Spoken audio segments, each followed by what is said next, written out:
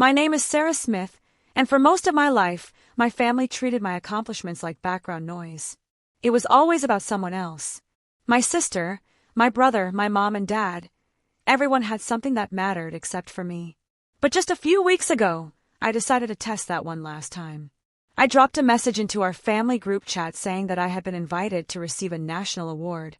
The ceremony would be broadcast live, and it would mean the world if they showed up, or at least tuned in. It was a small, hopeful plea.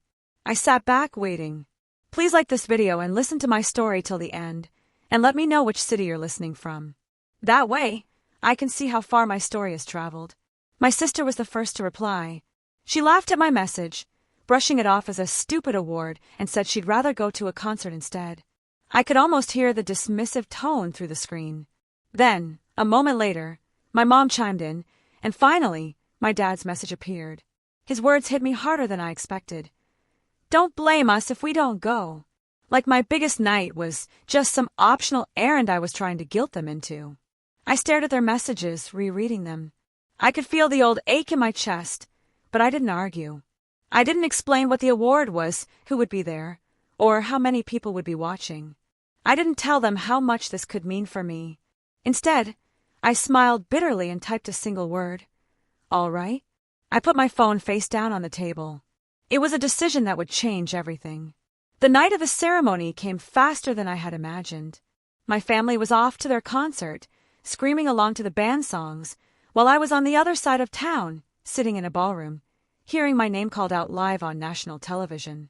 My face filled the screens above the heads of the audience at that concert, and suddenly, everyone in that room knew who I was, long before my family did. But let me pause here for a second. Before I tell you how it all went down, before you hear the rest of this wild story, tell me, what time is it for you right now? And where are you watching from?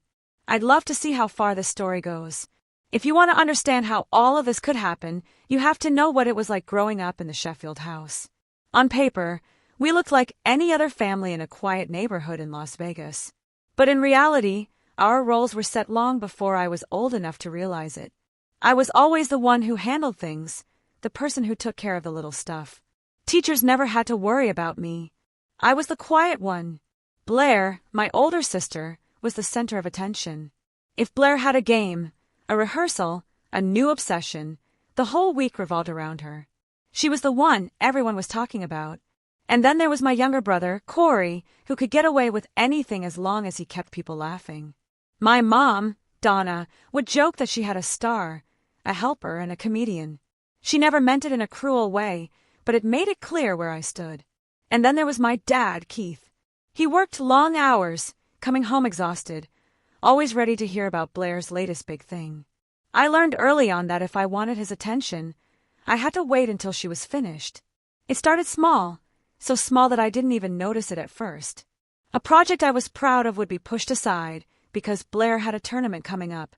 I'd mention something from class, and my dad would nod, then turn to ask about Blair's practice. When Corey cracked a joke, everyone laughed and turned to him. When I spoke, people used that moment to refill drinks or clear plates. It was never anything big enough to point to and call unfair. It was just a series of quiet, small choices. They taught me that my news was never as important as everyone else's. So, I stopped trying to compete. Instead, I became the fixer, the one who stepped in when something needed to be done. If a form needed signing, I made sure it was on the table. If the internet went down, I reset the router. If my parents forgot an appointment, I reminded them. The more responsible I became, the less they seemed to notice me. They loved the results, but not the person producing them. They saw me as reliable, a function, not a daughter with her own dreams. By high school, I barely bothered to share anything unless it was forced. Blair was 3 years older, and in her world, there was always an audience. People spoke about her with excitement. Coaches, choir directors, even the neighbors, everyone loved Blair. When someone at the grocery store asked about our family, they led with Blair's latest performance or Corey's jokes. I rarely came up unless they pushed for more. I told myself I didn't need the spotlight. Instead, I leaned into the one thing that was mine, solving problems. It was the one area where the results mattered more than who was doing the work. It suited me. It suited the person my family had trained me to be. Years passed this way. Birthdays, holidays, family gatherings, they all follow the same pattern. Blair was the star, Corey was the clown, and I kept everything running. If I shared a win, it landed like a small, polite detail, and the focus shifted back to Blair's performance or Corey's latest antics. I'm curious. Have you ever felt like you were the one who kept everything running behind the scenes? Tell me in the comments. And if you've dealt with something similar, share your story. You're not alone. Subscribe for more stories about standing your ground and reclaiming your life. When the opportunity for the national award first appeared, it felt surreal. It started as an email from a committee asking for more details about a project my team had completed. I answered their questions and moved on with my day. Even when they wrote again to say I'd been shortlisted, I didn't rush to tell my parents. I could already hear how that conversation would go. So, I kept it to myself, letting the process play out quietly. There were phone calls, interviews, and long forms that asked me to explain why our work mattered. People from the organization spoke with my boss and with my collaborators who had seen the impact of our work up close. But I kept it all to myself. I didn't want to deal with their dismissive attitude towards something that actually mattered to me. Then, the official invitation arrived one afternoon between meetings. It was an email with the ceremony details, location, date, and the fact that the event would be filmed and broadcast. My name sat there in a way I had never seen it before, tied to something real, something that couldn't easily be brushed aside. For the first time in years, I had something my family couldn't ignore. A moment that would exist whether they cared or not. I stared at that email for a long time. For a brief moment, it was just mine. I had been used to making space for others, but this was mine. This was recognition for my hard work, for the hours I spent solving problems behind the scenes, for the late nights and early mornings when no one was watching. And now, for once, the world would see me. But even as I savored that thought, I knew what would come next. My family would never understand it. They had always dismissed everything I did, from the smallest wins to the big achievements. I had learned long ago that the only way to get attention was to solve something for them, to be useful. But this award, it wasn't about being useful. It was about being seen. And I wasn't sure they would ever see me. But still, I couldn't help but feel that spark of hope. For a brief, shining moment, I realized I didn't need their approval to validate what I had accomplished. I was proud of myself, and that, in the end, was all that mattered. The work that led to this award had been quietly shaping my life for years. I ended up in emergency communications, a field where my habit of picking everything apart became an asset. I worked with a small team that developed software for cities, tools designed to shave seconds off response times in emergency situations. My role was in creating the routing engine, the part of the system that looked at traffic patterns, hospital capacity, and call histories to recommend where ambulances should go next. In a city like Las Vegas, where the neon lights never go out and sirens are a constant hum in the background, seconds matter. It wasn't glamorous, and no one outside the building saw the results, but when the system worked, it worked without anyone noticing.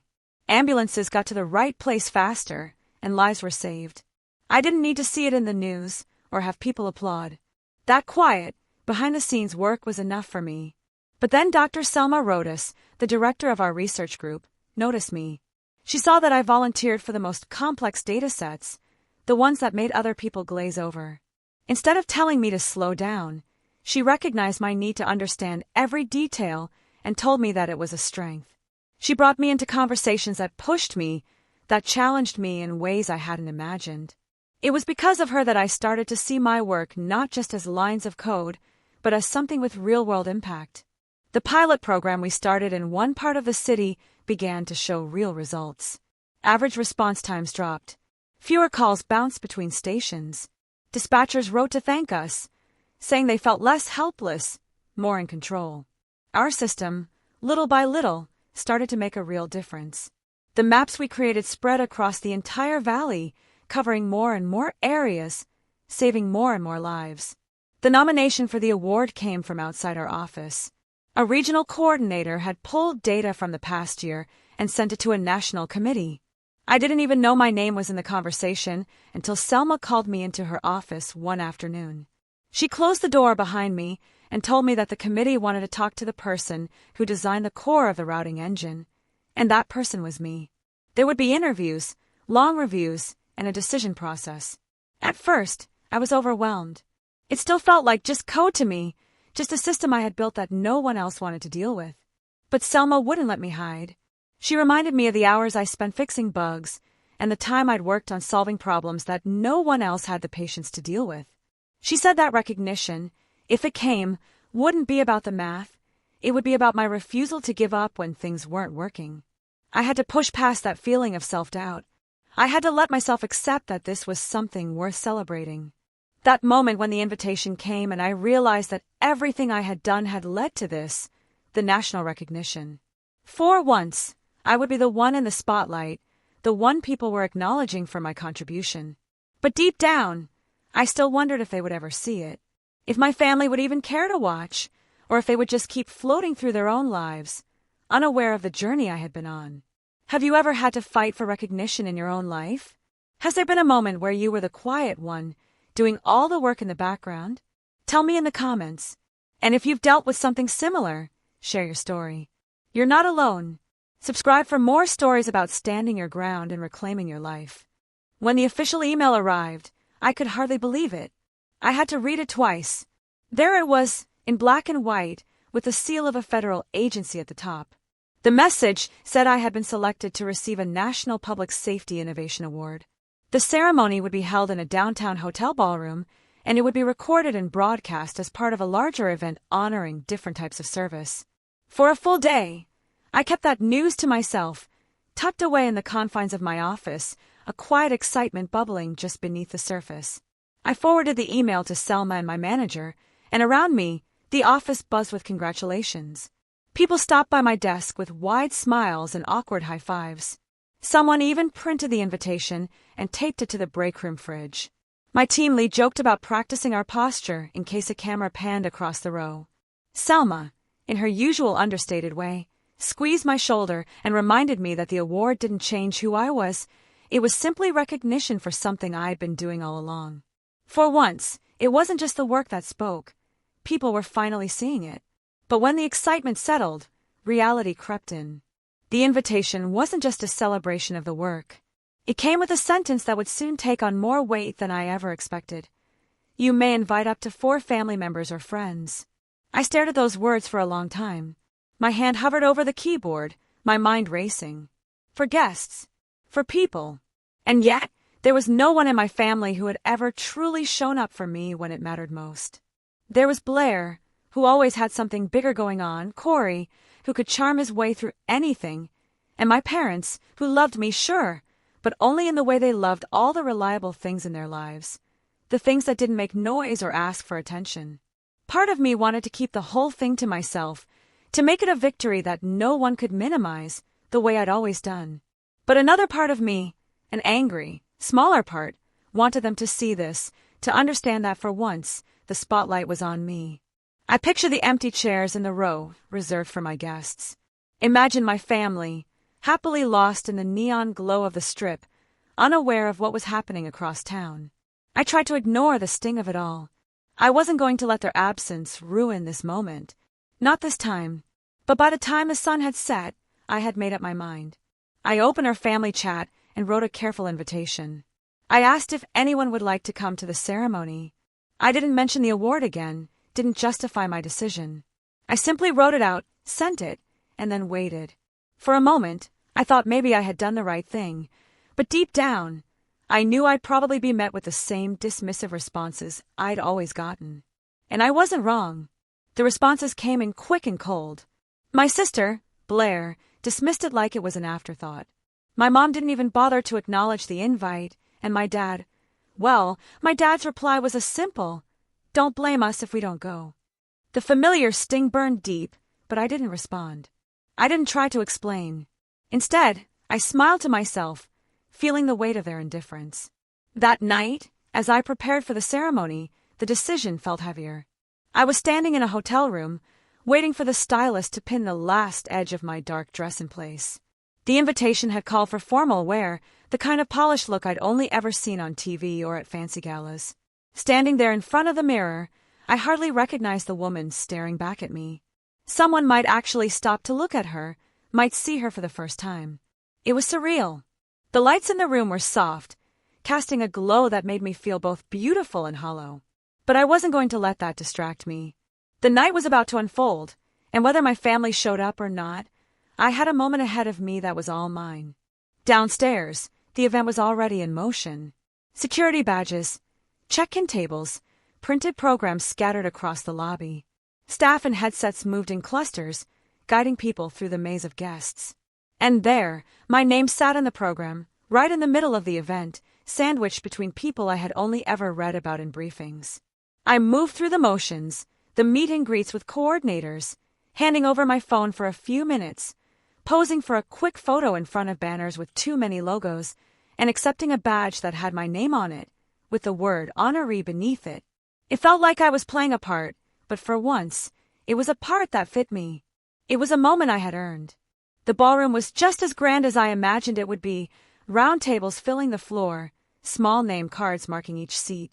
A low stage stretched across the far wall with a simple podium at its center. Above, large screens hung like silent sentinels, ready to display names, footage, and the live feed of the ceremony. I knew one of those screens would soon show my face, but I also knew exactly who would not be sitting in the rows beneath those screens. There were empty seats where my family should have been, but they weren't there. And that, I realized, was something I had to come to terms with.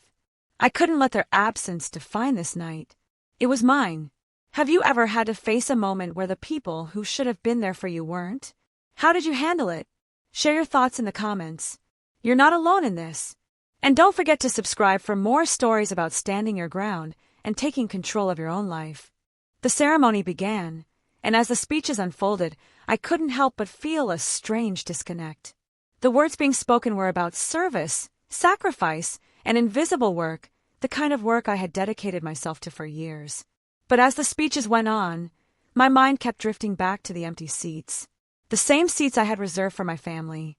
The same family that couldn't be bothered to show up. It was so hard to reconcile those empty spaces with the pride I wanted to feel. I had worked so hard to get here, and yet, the people who should have been cheering me on were somewhere else, oblivious to the life-changing moment I was living. I tried to focus on the event, on the recognition I had earned, but the hole their absence left in me was impossible to ignore. I kept imagining what it would be like if they had shown up, if they had truly seen me for the first time. But I couldn't waste any more of my energy on that.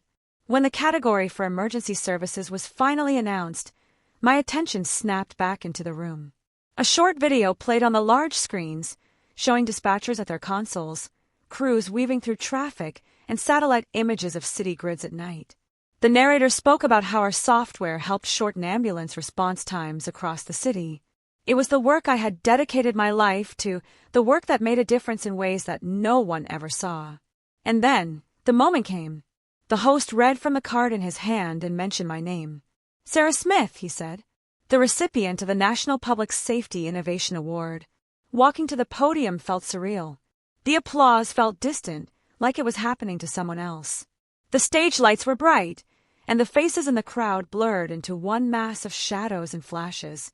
My heart was pounding, my hands trembling as I stepped up to the microphone. I accepted the glass plaque, the one that caught the light and sparkled in a way that seemed too bright for me.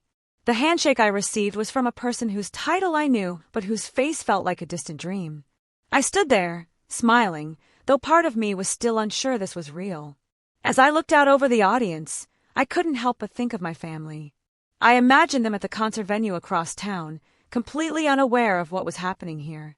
I pictured them in their seats, cheering along to a song, while my face flickered across the screens in front of them. I could almost hear the murmurs of the crowd as they pointed out the name below my face. How strange it was to think that my family would see me on a screen, in the middle of a concert, when they couldn't even be bothered to watch me in person. But even as those thoughts crept in, I pushed them away. This night wasn't about them. It was about me. It was about the work I had done, the difference I had made. This was my moment to stand in the light, not to shrink back into the shadows like I always had before. I returned to my seat, the applause still echoing in my ears. The rest of the ceremony continued around me like a movie I had already seen. More names were called, More applause followed. And yet, I couldn't shake the feeling that this moment was mine in a way that none of the others would ever be. But then, as the program came to a close, my phone buzzed. I felt it vibrate in my bag, and for the first time, I felt a rush of anxiety. My family had finally seen me, through a screen in some random concert hall, surrounded by strangers. I pulled my phone out after the ceremony ended, the notifications lighting up the screen with a backlog of missed messages and missed calls. I had expected this, had almost braced myself for it. Most of the messages were what I had anticipated. Congratulations from my coworkers, a long thread from the operations channel where someone had posted a blurry screenshot of me on stage. But buried beneath those were dozens of missed calls and unread texts from the family chat. I opened the family thread, bracing myself. The first messages I saw were from my sister, Blair, who had dismissed the award as some insignificant event just hours earlier. Now, the tone had completely shifted. She was texting about how proud she was, how unbelievable it was to see me on TV. My mom's messages ran in anxious blocks, detailing how people had stared at them when my name appeared on the screen, strangers asking if they were related to me. My dad chimed in next, saying how proud he was, how happy they were for me. I read each message slowly, my fingers frozen on the screen. I felt the sting of their sudden pride, how they acted as if they had always been there, as if they hadn't brushed me off when it really mattered. Blair's texts were shorter now, full of exclamation marks, as if she was performing for an invisible audience, telling everyone that she'd always known I was destined for greatness. It was hard to keep reading. My reflex was to smooth things over, to type out a reassurance, to make them feel better. But I couldn't bring myself to do it. I didn't want to explain away their actions. I didn't want to make it okay for them to act like they had been there all along. Instead, I locked the screen and set the phone down. I didn't need to play that game anymore. My team was waiting back at the table, and I had made a promise to myself. Tonight, it wasn't about them. It was about me. Have you ever had to deal with a moment where people only recognize your worth after you've already proven yourself? What was that like? Tell me in the comments. I'd love to hear your story. And if you haven't already, don't forget to subscribe for more stories about standing your ground and reclaiming your life. The night finally came to an end, and the ballroom emptied out into soft echoes and clinking glassware. I collected my phone from the check-in table, feeling the weight of it in my hand as it buzzed nonstop. Notifications stacked faster than I could clear them, and the familiar sense of exhaustion mixed with the strange, hollow satisfaction of having achieved something monumental. I could already guess who most of the messages were from. Coworkers, city officials, operations team members, people who had seen the work firsthand and understood what it had cost. But then, beneath those, there were dozens of missed calls and unread texts from the family thread. They had caught up with me now. I opened the thread, and there it was. The conversation had shifted dramatically from their dismissive attitudes earlier in the evening. There were texts from my sister, Blair, full of exclamation marks and enthusiasm, acting as if this was a moment they had all been waiting for. As if they'd always believed in me. My mom's messages had a nervous energy, detailing how they'd been at the concert, watching my face on the big screen, and how proud they were. My dad's messages felt similar, proud, almost apologetic, as if they had been blindsided by my success. I kept scrolling through the conversation, feeling each message hit me with more force than the last. They spoke about how shocked they were when they saw me on the screens at the concert venue. Strangers had been asking them questions, asking if they were related to me. It all felt like a performance, a rehearsed narrative they were now trying to sell to the world. And I was just the prop in their story. I didn't know whether to laugh or cry. The anger and hurt I had buried deep inside for years rushed to the surface. It was almost too much to take in. But instead of responding right away, I took a deep breath and closed the family thread for the moment. I didn't want to make any decisions when I was still reeling from the emotional whiplash of it all. It wasn't that I didn't care. It wasn't that I didn't love them. It was just that I had learned the hard way that love didn't always come in the form I expected. Sometimes, love looked like support, but other times, it came in the form of silence, quiet, unnoticed, but steady. And in that silence, I had built a life that I could be proud of. When I got back to my apartment, the city outside was beginning to quiet down. I sat with the plaque in my hands for a moment, looking at it and realizing that this award wasn't just recognition for the work. It was a testament to my own resilience. I had spent so many years seeking approval from my family, from everyone around me, but tonight had proven something important. I didn't need anyone's approval to be worthy. I was worthy all on my own. My phone buzzed again, and I knew it was them, but I wasn't ready to face it just yet. I set it face down on the counter, closed my eyes, and allowed myself a moment of peace. This was my life now. Quiet, intentional, unapologetic. The next morning, I woke to sunlight spilling through the blinds. My phone was vibrating on the nightstand, a steady pulse of notifications. I could tell by the cluster of names at the top that the family thread had picked up where it left off. The messages were no longer frantic or celebratory. Now, they were calculated. My mom had shifted into planning mode, wondering if any reporters might want to talk about what it had been like raising such a dedicated daughter. My dad was asking if there might be a local story about the neighborhood I grew up in. Blair had posted a throwback picture of us as kids, along with a nostalgic caption about always believing in me. I scrolled down, and there it was, their new plan, woven between the messages they had ignored. It was like they had never dismissed my invitation in the first place. It was as if they expected me to forgive and forget, as if all of their earlier responses had never happened. I didn't reply. I didn't need to. The gap between what they were saying now and what they had said before wasn't something a few texts could fix. I knew that now.